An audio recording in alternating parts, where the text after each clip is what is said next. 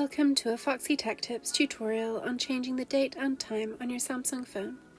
If you find this video helpful, please consider subscribing to my channel and liking the video. Open up the Settings app on your phone. Scroll down the settings and tap on General Management. In General Management, tap Date and Time. Tap on the toggle to the right of Automatic Date and Time to turn it off. You want the toggle to be grey.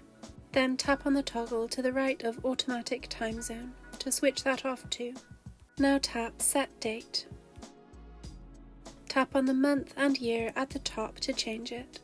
Tap Done when you're done. Now tap Set Time and change the time to what you would like and tap Done.